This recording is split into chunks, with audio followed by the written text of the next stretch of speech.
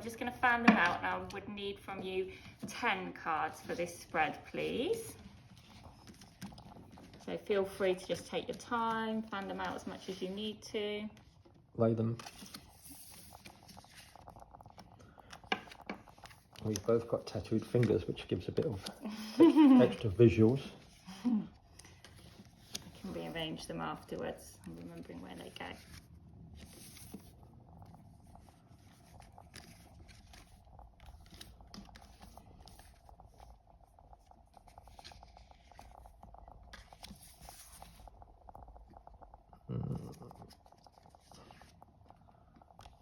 I'm not thinking about this at all. That's probably better, isn't it? Yeah, it's good. Something's guiding you, even if it's not what we'd call our kind of rational thought. I hope so. Cognitive thought. How many's that? I need one more, please. That's the one. Thank you. Right. Okay. So, Major Arcana card. So this is a reflection of your current situation, and things that might be happening and how you're feeling right now. So as a Major Arcana card, this is associated with the astrological sign of Gemini. Obviously the Lovers suggest that it's about partnership, a joining of things. It is, but it's also about choice, okay? Because we were talking a little bit about Gemini earlier, weren't we? So we were talking about the fact that Jupiter is going to be returning to your natal Gemini soon.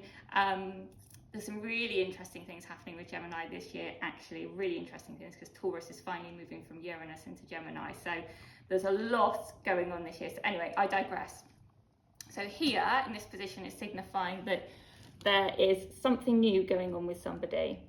And it has the potential, quite frankly, this is one of those cards that people always think is really positive. It's like the Lovers and being in love, but it's just really about choice. It can go either which way. It's very much up to you.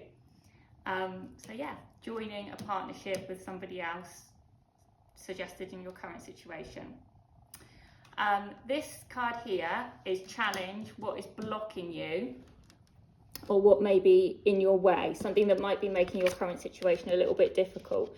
Okay, these are both Major Arcana cards. That's really interesting, which means that these are not temporary things. Major Arcana cards tend to signify kind of big things shifting, more permanent changes. Okay, so the Star, which is a beautiful card, you had this in your last reading. Do you remember? Yes. In the astrological spread, you had the Star, didn't you? Yeah.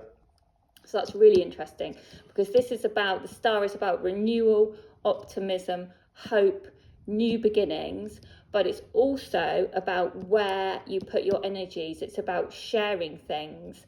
If you have a look, you've got a lot of nudity going on here, haven't you? So yes, it does seem to be quite a lot of nudity. So I feel like this is about kind of like cleansing, renewal, fresh starts, but it's also about like sharing things, taking from one hand, giving with another. The Star is a great, great card of healing.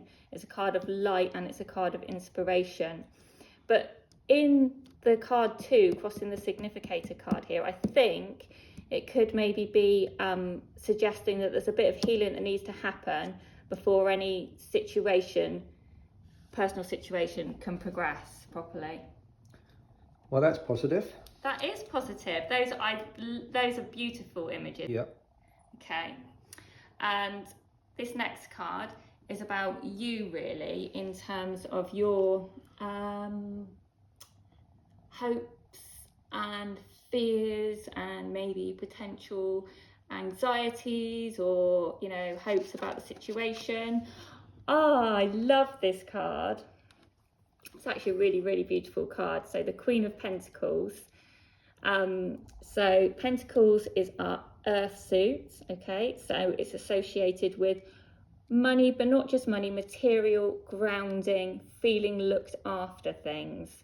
Okay, so this typically represents someone you might know. So it could be somebody who embodies like the characteristics of the Queen of Pentacles, someone who's kind of wise, grounded, giving, or it could be things you need to tap into yourself. But in this position, it's basically suggesting to you what's on your mind, hopes, fears about a person, about a situation, about how it might turn out. You're very much hoping for growth. Look at all the imagery, for all the good stuff. Yeah, for more gold as well. More gold. There's so much of that going on. Is that a pentagram that she's holding? Well, it's a symbol of a coin, isn't it? So it's not quite a pentagram. Well, you could say it was, but if it was a pentagram, technically the circle would need to touch the points of the star, wouldn't it? Good. But I mean, yeah, I think you could definitely draw that significance from it.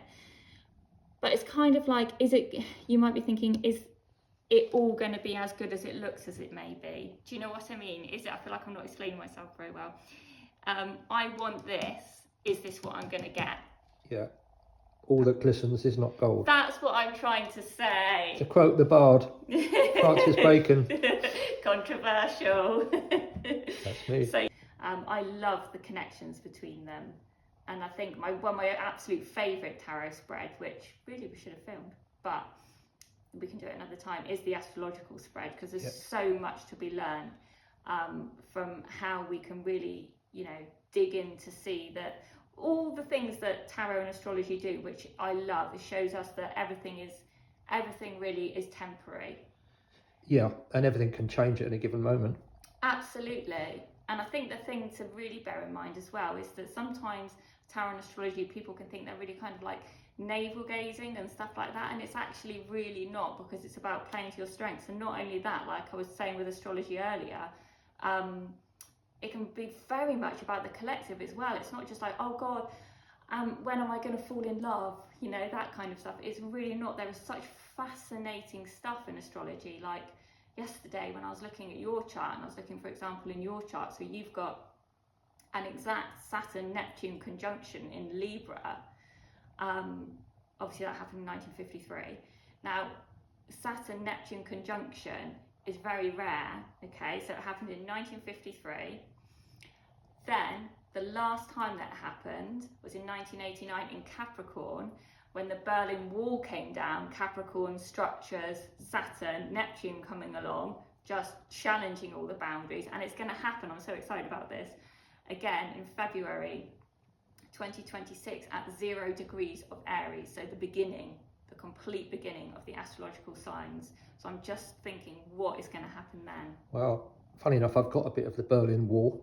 Have you? Yes, but that's another story. Yeah. Anyway, so Beth, you're available for both tarot and astrological work, if anyone wants to have a reading. And thank you. And thank you.